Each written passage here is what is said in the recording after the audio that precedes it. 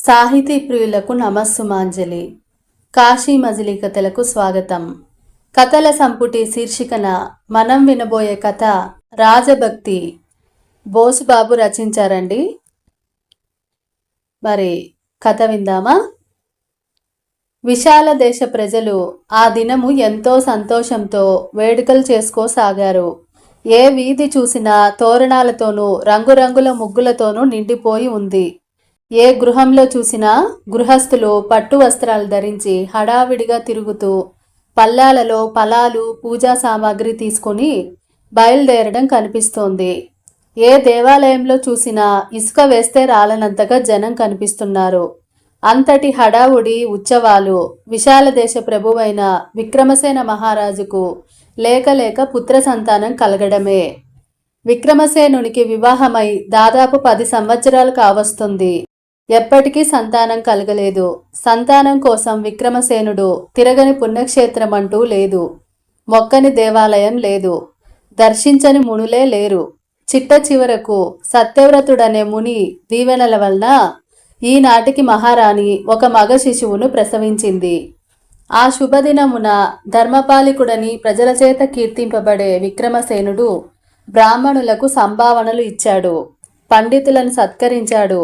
ఆ రోజున ప్రజలు చెల్లించాల్సిన పన్నులను రద్దు చేశాడు. పండితులు మునులు విక్రమసేనుని పుత్రుని దీవించి ప్రతాపుడని నామకరణం చేశారు. ప్రతాపునికి దాదాపు 8 సంవత్సరాలు రాసాగినవి. అప్పటి వరకు అతడు రాజధానిలో గురువుల వద్దనే విద్యను అభ్యసించాడు. ప్రతాపునికి అన్ని విద్యలు నేర్పించాలి అన్న కోరిక ఉంది విక్రమసేనునికి. ప్రతాపునికి సకల విద్యా సారథునిగా చేయాలంటే కనీసం 15 సంవత్సరాలైనా గురుకులంలో ఉండవలసి వస్తుంది. ప్రతాపుని వదిలి మహారాజు మహారాణి ఒక్క క్షణమైనా నిలవలేకపోతున్నారు. అందుచేతనే మంత్రి ఎంత పోరు పెట్టినా కూడా ప్రతాపుని ఇంతవరకు గురుకుల విద్యాభ్యాసానికి పంపలేదు వాళ్ళు. ఇంతలో మరలా మహారాణి గర్భం దాల్చింది. ఈసారి ఆడ శిశువును ప్రసవించింది. మహారాణి మహారాజు ఎక్కువ కాలం కుమార్తెను ముద్దాడుతూ కాలం గడపసాగారు.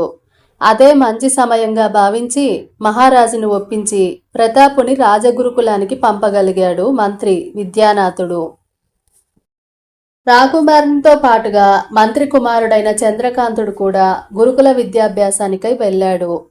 వారిరువురు గురుకులంలో యుద్ధశాస్త్రం, రాజశాస్త్రం మొదలుగా గల అన్ని శాస్త్రాల్లో పాండిత్యాన్ని సంపాదించారు. వారిరువురు ఒకరికి మరొకరు తీసిపోనంతటి ధీరులుగా తయారు కాగలిగారు. వారిరువురు ఎంతటి సమఉజ్జీలో అంతటి ప్రాణ స్నేహితులు కూడా. ఆ విధంగా వాళ్ళు 16 సంవత్సరాలు రాజగురుకులంలో విద్యను అభ్యసించారు. మధ్య మధ్యలో వారు రాజధానికి వెళ్ళి వస్తూ ఉండేవారు. కానీ చంద్రకాంతుడు ఎప్పుడూ కోట లోపలికి పోలేదు. వారి విద్య పూర్తి కాగానే వారిని తీసుకుని రాజగురువు మహారాజు దర్శనార్థమై వచ్చాడు. మహారాజుకు వారిరువురి నైపుణ్యాన్ని వివరించి చెప్పాడు రాజగురువు. వారిరువురిని పరీక్షించాలనే కుతూహలం కలిగింది మహారాజుకు. వారిరువురి మధ్య కత్తి గదా సాములతో పోటీని ఏర్పరిచాడు విక్రమసేనుడు. ఆ పోటీని తిలకించడానికి కొందరు పురప్రముఖులు, రాజోద్యోగులు ఆహ్వానించబడ్డారు. మహారాణి యువరాణి ప్రమోద కూడా ఆ పోటీలను తిలకించడానికి హాజరయ్యారు. ముందుగా కత్తి యుద్ధాలను మొదలుపెట్టారు ప్రతాపుడు, చంద్రకాంతుడు. అందులో ఒకరిని మించి ఒకరు నేర్పుగా పోరాడసాగారు. కొద్దిసేపు చంద్రకాంతుడు గెలవగలడన్నట్టు, కొద్దిసేపు ప్రతాపుడు గెలవగలడన్నట్టుగా మాట్లాడుకోసాగారు ప్రజలు. చంద్రకాంతుని అందాన్ని చూసి మోహితురాలైంది యువరాణి ప్రమోద. పేరుకు తగినట్టుగా చంద్రకాంతులను వెదజల్లుతున్నాడు అతడు, చంద్రకాంతుడు అనుకోసాగింది ప్రమోద. చంద్రకాంతుడు పోరాటంలో వెనకపడ్డప్పుడు ఆందోళనతో ముందుకు వంగింది.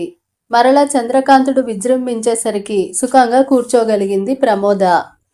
ఏమైనా చంద్రకాంతుడే గెలవగలడు అని ప్రమోద తలుస్తుండగా రాజగురువు వారి పోరాటాన్ని ఆపివేశాడు. ప్రమోద లోపలే నొచ్చుకుంది. ఈసారి వాళ్ళు గదా యుద్ధాన్ని ప్రారంభించారు. మొదట్లో చంద్రకాంతుందే పైచేయి. అది చూసిన ప్రమోద ముఖం ఎంతో వికసించింది. ప్రజలు ప్రతాపునికి జేజేలు కొడుతూ ప్రతాపుని ఉత్సాహపరచసాగారు. అంతవరకు ఊహాలోకంలో ఉన్న ప్రమోద ఉలిక్కిపడి చూసింది. ఇప్పుడు ప్రతాపునిదే పైచేయి. మరుక్షణంలోనే చంద్రకాంతుని గద నేలపై పడిపోయింది. ప్రతాపునికి జై, యువరాజుకు జై అంటూ ప్రజలు తమ హర్షాధ్వానాలు తెలియజేయసాగారు. ప్రతాపుడు కూడా గదని వదిలి చంద్రకాంతుని కౌగిలించుకున్నాడు. వారిరువురు గురువు వైపుకు పోసాగారు. చంద్రకాంతుడు ఓడిపోవడంతో ప్రమోద ముఖం వాడిపోయింది. ఇంతసేపు పైచేయిలో ఉన్న చంద్రకాంతుడు ఎలా ఓడిపోయాడబ్బా అని తనలో తనే మదనపడసాగింది ప్రమోద. ఈ పోరాటాల్లో ఒకరు ఓడారు, ఒకరు గెలిచారు అని తలంచవద్దు. ఈ పోరాటంలో ఎవరి నేర్పులను వాళ్ళు చూపించారు. వారి వారి నైపుణ్యాలను గుర్తించడానికే అసలు ఈ పోటీని ఏర్పాటు చేసింది. వీళ్లను ఇంత నిపుణులుగా తయారు చేసినందుకు మనం రాజగురువులను ఎంతగానో శ్లాఘించాలి అన్నాడు విక్రమసేనుడు. పల్లాలలో తెచ్చిన పట్టు వస్త్రాలను, బహుమతులను, వరహాలను రాజగురువుకు సమర్పించాడు విక్రమసేనుడు. ప్రతాపుణ్ణి కలిసి పలకరించాలని చంద్రకాంతుడు కోటకు వచ్చాడు. యువరాజు ఉద్యానవనంలో ఉన్నాడని తెలుసుకుని చంద్రకాంతుడు రాజ ఉద్యానవనంలోకి వచ్చాడు. ఆ ఉద్యానవనం రకరకాల ఫల పుష్ప వృక్షాలతో విరాజిల్లుతున్నది. ప్రతి పుష్పము ఏదో సువాసనను గుమ్మరిస్తూనే ఉంది. ఫల వృక్షాలను, పుష్పవృక్షాలను చూస్తూ ఎంతో ఆనందంతో నడుస్తున్నాడు చంద్రకాంతుడు. చంద్రకాంతుని రాకను చూసింది అక్కడే ఉన్న ప్రమోద. చంద్రకాంతులను వెదజల్లుకుంటూ వస్తున్నాడు అని తనలో తనే అనుకుంది ప్రమోద. తన పక్కన చెలికత్తె ఉన్నదని, ఆమె చేయి తన చేతిలో ఉందని ఆ సంగతే మర్చిపోయింది. తదేకంగా చంద్రకాంతున్నే చూస్తూ చెలి చేయి నొక్కసాగింది. ప్రమోద అవస్థ చూసి చెలి తనలో తనే నవ్వుకుంది. చంద్రకాంతుడు మరీ మరీ వెనక్కి తిరిగి చూస్తూ ఆ పుష్పాలు వెదజల్లే సువాసనలు ఆస్వాదిస్తూ ఆనందంగా బాట మీద రాసాగాడు. బాటలో ఎవరున్నది కూడా గుర్తించలేనంత ఆనందంతో ఉన్నాడు చంద్రకాంతుడు. అలా వస్తూ వస్తూ దారిలో నిలబడి తననే చూస్తున్న ప్రమోద మీద తూలి పడబోయి సర్దుకుని పక్కకు తొలిగాడు. ప్రమోదను చూసి ఈ వనంలో ఉన్న దేవకన్య ఎవరా అని, ఈమె వలన ఈ వనానికి ఇంత సొంపు వచ్చిందా, ఈ వనం వలన ఈమెకు ఇంత అందం వచ్చిందా అని తనలో తనే తర్కించుకున్నాడు. ఇలా ప్రమోద, చంద్రకాంతులు ఒకరినొకరు చూసుకోసాగారు. అయ్యా తమరు అని చెలికత్తె అడగడంతో ఏమని చెప్పాలో తెలియక తడబడసాగాడు చంద్రకాంతుడు. మీరు మంత్రి కుమారులని, యువరాజు స్నేహితులని మాకు తెలుసు అంది చెలికత్తె. మరి మీరు అన్నట్లుగా ముఖ కవలికలు మార్చాడు చంద్రకాంతుడు. ఈమె విశాల దేశ యువరాణి ప్రమోద అని చెప్పింది చెలికత్తె. మీరు ఒకరినొకరు చూసుకోవడంలో మీ నోటి మాటలే పడిపోయినట్లుగా ఉంది అంది చెలికత్తె. ఆ మాటలకు చంద్రకాంతుడే ముందు నవ్వాడు. ఆ వెనక ప్రమోద నవ్వింది. యువరాజు ఇక్కడ ఉన్నాడని తెలిసి ఇటుగా వచ్చారు అని చంద్రకాంతుని మాటలు పూర్తి చేసింది చెలికత్తె. ఇప్పటి వరకు అన్నయ్య ఇక్కడే ఉన్నాడు, మీరు వచ్చే ముందు అటు రాజభవనంలోకి వెళ్ళాడు అని చెప్పింది ప్రమోద. నీవు పోయి యువరాజు గారికి చెప్పిరా అని చెలికత్తెను పంపి, యువరాజు వచ్చే వరకు అక్కడ కూర్చుందాం రండి అంటూ కొలను వైపుగా దారి తీసింది ప్రమోద. ఇద్దరు కొలను గట్టుపై కూర్చున్నారు. ఇద్దరి మధ్య మౌనమే. ఒకరినొకరు చూసుకుంటున్నారు. కానీ ఏం మాట్లాడాలో వారికే తెలియకుండా ఉంది. మొన్న పోరాటంలో మీరెంతో నేర్పు చూపారు. ప్రమోద సంభాషణ ప్రారంభించింది. మీరు చూసారా ఆశ్చర్యంగా అడిగాడు చంద్రకాంతుడు.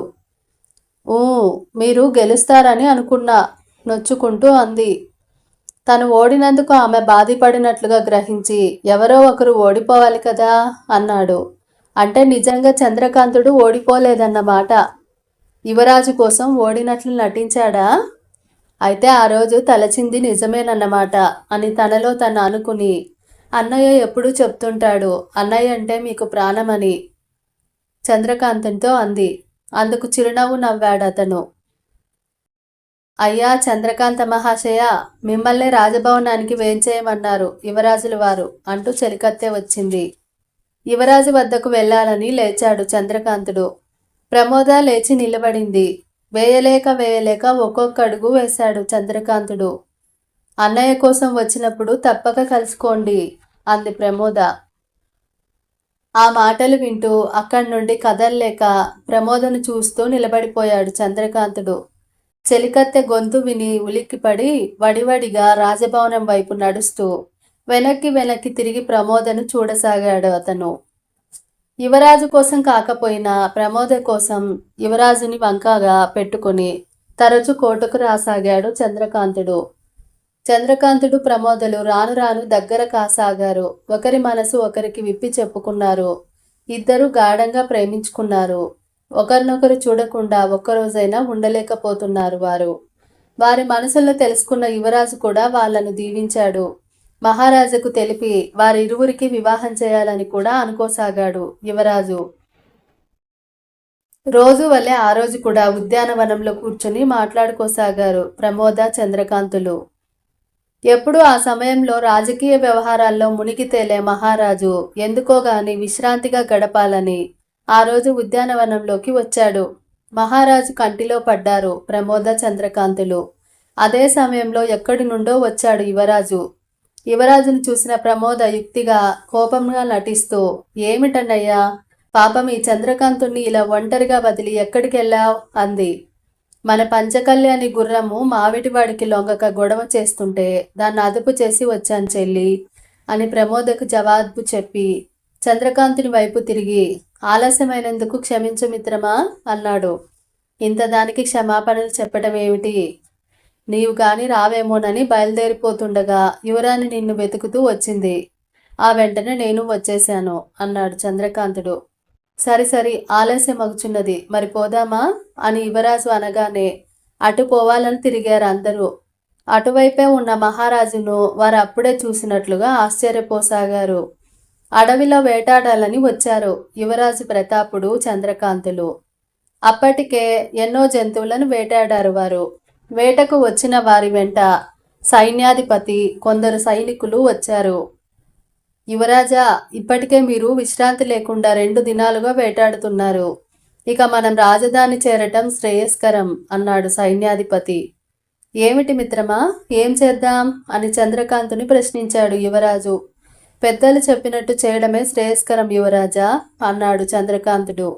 మేము ఈ ప్రదేశంలో విశ్రాంతి తీసుకుంటూ ఉంటాము. ఈలోపుగా మనం వేటాడిన జంతువులను పోగు చేయించి సైనికులందరినూ తీసుకుని ఇక్కడికి రండి.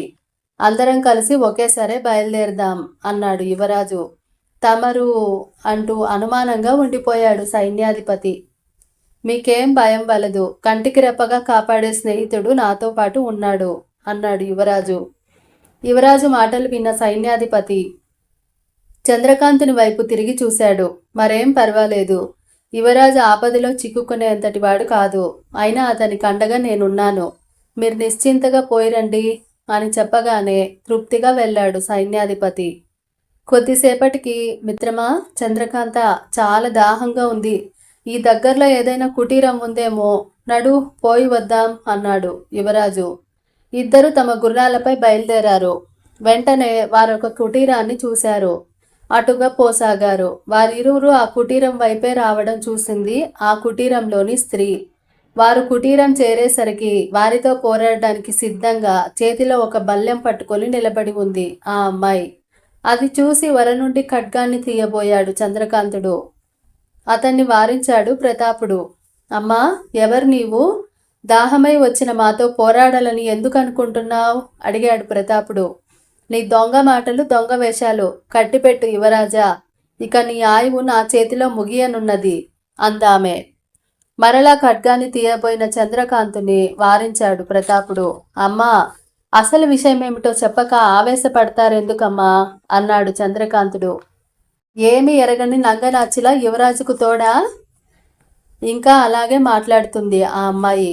వారి సంభాషణలు విన్న ఒక ముసలివాడు కుటీరం నుండి బయటకి వచ్చి వాళ్ళని పరీక్షగా చూసి, అమ్మా వనజ, నువ్వు అనుకున్నట్లుగా దుర్మార్గుడైన విశాల దేశపు యువరాజు కాదమ్మా ఇతను అన్నాడు. అలా అని ఎలా నమ్మగలవు నాన్నా అందా స్త్రీ. గదా యుద్ధంలోనూ కత్తి యుద్ధంలోనూ తనతో సమానుడు లేడు అని బిర్రవీగే విశాల దేశ యువరాజే ఇతడై ఉంటే నీవన్న మాటలకు ఎప్పుడో నీ తల ఎగరగొట్టేవాడు. లేదా నిన్నెత్తుకుపోయేవాడు అన్నాడు ఆ ముసలివాడు. వారి సంభాషణ విన్న ప్రతాపుడు కుతూహలంగా గుర్రాన్ని దింపి ముసలివాని దగ్గరకు వచ్చాడు. ప్రతాపునికి ఏం అపాయం రానున్నదో అని తలంచి చంద్రకాంతుడు కూడా గుర్రం దిగి ప్రతాపునికి దగ్గరగా వచ్చాడు. నువ్వు చెప్పింది నిజమే తాత, నేను సాంధ్యదేశపు చక్రవర్తిని. వేటాడుతూ దారి తప్పి ఇటుగా వచ్చాను అన్నాడు ప్రతాపుడు. మా చక్రవర్తికి దాహం అయితే మీ కుటీరాన్ని చూసి ఇటు వచ్చాం అన్నాడు చంద్రకాంతుడు. అయ్యో పాపం, ఉండండి, మంచి తీర్థం తీసుకువస్తా అంటూ లోనికి వెళ్ళబోయాడు తాత. తాతను వారించి, అసలు ఆ విశాల దేశపు యువరాజు ఎవరు, ఏమా కథ అని ప్రశ్నించాడు ప్రతాపుడు. అమ్మా వనజ, వీళ్ళకి మంచి తీర్థం తీసుకురా తల్లి అని కూతుర్ని చెప్పి వాళ్ళ వైపు తిరిగి ఇలా చెప్పసాగాడు ఆ ముసలివాడు. ఈ అడవి, ఈ ప్రాంతం అంతా విశాల దేశపు పొలిమేరల్లోనిదే నాయన. విశాల దేశపు మహారాజు విక్రమసేనుడు, ధర్మపాలకుడు, నిరంతరం ప్రజల సౌఖ్యాన్ని కోరే వ్యక్తి. తప్పు చేసింది ఎవరైనా శిక్షించక వదిలిపెట్టే రకం కాదు. వనజ తెచ్చి ఇచ్చిన నీరు తాగారు ఇరువురు. అటువంటి ధర్మాత్ముని కడుపున లేక లేక ఇటువంటి దుర్మార్గపు కొడుకు పుట్టాడు. తనొక గదా వీరుణ్ణని, తనకు సాటి అయిన వీరుడు ఈ భూమిలోనే లేడని చాలా గర్వం ఆ యువరాజుకి. అది నిజమే. అయితే ఆ వీరత్వం అతనికి చెరుపైనది. పైగా అతనికి స్త్రీ వ్యామోహం ఎక్కువ. తరచూ అడవుల్లోకి వెళ్తూ అడవి బాటలో పోయే స్త్రీలలో అందగత్తెల్ని బంధించి తీసుకుపోతుంటాడు. ఎక్కడికి తీసుకుపోతాడు ప్రశ్నించాడు ప్రతాపుడు. అదే తెలియటం లేదు నాయన. వారిని అనుభవించి దూర ప్రాంతాల్లో వదిలివేస్తాడని కొందరు చెబుతున్నారు అన్నాడు ముసలివాడు. రకరకాల కథలు వినిపిస్తున్నవి. నిజం తెలియకుండా ఉంది. అయినా అందంగా కనిపించిన స్త్రీని బలాత్కారంగా పోతున్నది మాత్రం నిజం అంది ఆ స్త్రీ. ఆలోచనలో పడ్డాడు ప్రతాపుడు. ఇంతవరకు మేము ఆ కథలు వినలేదు. అలా జరుగుతున్నందుకు మీ దగ్గర ఏమైనా నిదర్శనాలున్నాయా ప్రశ్నించాడు చంద్రకాంతుడు. చంద్రకాంతుని ప్రశ్నతో కళ్ళు ఎరిపెక్కిపోయినవి ముసలివాడికి. నా కన్న కూతురు బంగారు బొమ్మను ఎత్తుకుపోతుండగా చూసిన నా కళ్ళు ఏమీ చేయలేకపోయినా నా చేతులు కంటే ఇంకా ఏం నిదర్శనాలు కావాలి నాయనా? ఆవేశంగా బొంగురుపోయిన గొంతుకతో అన్నాడు ముసలి తాత. బాధపడుకు తాత, నీ కూతురుకు అన్యాయం చేసిన వాణ్ణి దేవుడు వదిలిపెట్టడులే అని ఓదార్చాడు ప్రతాపుడు. ఏమీ అనుకోకు తాత, నీ కూతుర్ని బలాత్కారంగా తీసుకుపోయింది విశాల దేశపు యువరాజే అని ఎలా గుర్తించావు అని తెలియక అడిగాను అన్నట్టుగా క్షమాపణ చెప్పుకున్నట్లుగా అన్నాడు చంద్రకాంతుడు. అందమైన స్త్రీలను ఎత్తుకుపోతున్నది విశాల దేశపు యువరాజే అని ప్రజలందరూ చెప్పుకుంటున్నారు అంది ఆ స్త్రీ. మీ యువరాజును మీరు గుర్తించగలరా తిరిగి ప్రశ్నించాడు చంద్రకాంతుడు. గుర్తించలేము. ఆ యువరాజు ఎప్పుడూ ఒకే రూపంలో రాడు అంది స్త్రీ. మరి ఆ విషయం మహారాజుకు ఫిర్యాదు చేయలేకపోయారా ప్రశ్నించాడు ప్రతాపుడు. మా ఫిర్యాదులు విన్న మహారాజు న్యాయసమ్మతంగా యువరాజును శిక్షిస్తాడు. కానీ లేక కలిగిన మహారాజు సంతానాన్ని శిక్షింపజేయడానికి మనస్సు అంగీకరించటం లేదు. ఎప్పటికైనా యువరాజు మారకపోతాడా అని ఆశతో ఎదురు చూస్తున్నాము అన్నాడు తాత. పోనీ యువరాజు ఆకారం గాని ముఖం గాని ఏ విధంగా ఉంటుందో చెప్పగలరా ఇంకా అనుమానంగానే ప్రశ్నించాడు చంద్రకాంతుడు. ఆ దుర్మార్గుడు ఇప్పటికీ నా కన్నుల ముందు కనబడుతూనే ఉన్నాడు అంటూ ఆ స్త్రీ ఆ దుర్మార్గుని చిత్రపటాన్ని గోడపైన గీచి చూపించింది. సరే తాత, మా చారుల ద్వారా ఈ వార్తలను మీ మహారాజుకు చేరవేసి మీకు న్యాయం చేకూరేటట్లు చూస్తాం అని చెప్పి ప్రతాపుడు చంద్రకాంతులు వెనుతిరిగి రాసాగారు. ప్రతాపుడు చంద్రకాంతుడు ఎవరి ఆలోచనల్లో వారు నిమగ్నులై ఒకరితో ఒకరు మాట్లాడుకోకుండా నిశ్శబ్దంగా వచ్చి వారి సైన్యాన్ని చేరారు. సైన్యాధిపతి ముందు నడుస్తుండగా అతని వెనుక సైన్యం నడుస్తూ ఉంది. అందరికంటే వెనుకగా చంద్రకాంత ప్రతాపులు నెమ్మదిగా తమ తమ గుర్రాలపై వస్తున్నారు. ఉన్నట్టుండి చంద్రకాంత, నా పేరుతో నీ ప్రజల్ని మోసగిస్తున్నవాడు ఎవడై ఉంటాడంటావు అని అడిగాడు ప్రతాపుడు. అదే ఆలోచిస్తున్న యువరాజా, ఎంతకీ తగడం లేదు అని నిశ్శబ్దంగా ఉండిపోయాడు చంద్రకాంతుడు. కొద్దిసేపైన తర్వాత చంద్రకాంతుడు, యువరాజా, మీరు కోటను చేరండి. నేను మరలా అడవిలోనికి పోయి ఆ కుటీరాన్ని పరిశీలించి అక్కడికి దగ్గరలోనే పంచవటిలో సన్యసించిన మన మిత్రుడు ఆనందభట్టును కూడా కలుసుకుంటాను. అవసరమైతే 2 దినాలుండైనా ఏదో వర్తమానాన్ని తీసుకురాగలను అని చెప్పి యువరాజు వద్ద సెలవు తీసుకుని అడవిలోకి మరలిపోసాగాడు. ప్రతాపుడి రాజధాని చేరేసరికి రాజధాని అంతా అల్లకల్లోలంగా కనిపించింది. ప్రతి ఒక్కని మొహంలో విచార ఛాయలు గోచరిస్తున్నవి. ఏం జరిగింది అర్థం కాక ఆందోళనతో రాజభవనాన్ని చేరాడు ప్రతాపుడు. రాజభవనం కూడా అదే పరిస్థితిలో ఉంది. తన చెల్లెలు ప్రమోద కనిపించటం లేదని, ఎవరో మాయం చేశారని తెలుసుకున్నాడు ప్రతాపుడు. తాను అడవిలో విన్న వార్తలో ఇక్కడ జరిగిన దానికి పోలిక ఉంది. ఆ మాయావి సంగతి మహారాజుకు తెలిపి వాడంతు చూడాలని అనుకుంటూ వచ్చిన ప్రతాపునికి తనకంటే ముందు వచ్చి రాజభవనంలోనే అల్లకల్లోలం సృష్టించిన ఆ మాయావి తెలివికి ఆశ్చర్యపోయాడు ప్రతాపుడు. సమయానికి చంద్రకాంతుడు కూడా లేకపోయాడు అంటూ విచారించసాగాడు. మహారాజును కలిసి తాను విన్న సంగతి తెలియజేయాలని అనుకున్నాడు. కానీ మహారాజు మంత్రులతోనూ న్యాయాధిపతులతోనూ తదితర రాజోద్యోగులతోనూ మంతనాలు జలుపుతూ అంతరింగక గృహంలోనే ఉండిపోయాడు. మహారాజును కలిసే వీలే చిక్కలేదు ప్రతాపుడికి. ఆ పగలు రాత్రి ఆందోళనతోనే గడిపాడతను. కనీసం చంద్రకాంతుడైనా వస్తాడేమో అని ఎదురుచూశాడు. రాజభవనంలో పరిస్థితి మరో రకంగా మారింది. ప్రమోదను మాయం చేసిన మాయావిని బంధించినట్లుగా చెప్పుకోసాగారు రాజభవనంలోని వాళ్ళు.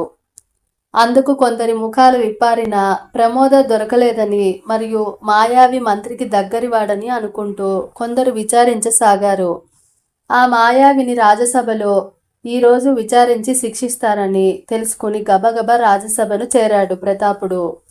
రాజసభ అంతా జనంతో కిక్కిరిసిపోయింది. ప్రధాన న్యాయాధికారి తన ఆసనంలో కూర్చొని ఉన్నాడు. అతనికి దిగువగా మహామంత్రి, సైన్యాధిపతి నిలబడి ఉన్నారు. రాజోద్యోగులు అందరూ ఎవరి పనుల్లో వారు నిమగ్నులై ఉన్నారు. యువరాజు వచ్చి తన స్థానంలో ఆసీనుడయ్యాడు. ఇంతటితో కథను ఆపుతున్నానండి. తరువాయి భాగం నెక్స్ట్ ఎపిసోడ్లో విందాం. మీకు గనక కథ నచ్చినట్టయితే తప్పకుండా లైక్ చేయండి, మీ బంధుమిత్రులకు షేర్ చేయండి మరియు సబ్స్క్రైబ్ చేసుకోండి. మరి అంతవరకు సెలవు తీసుకుంటూ మీ కల్పన బండారు.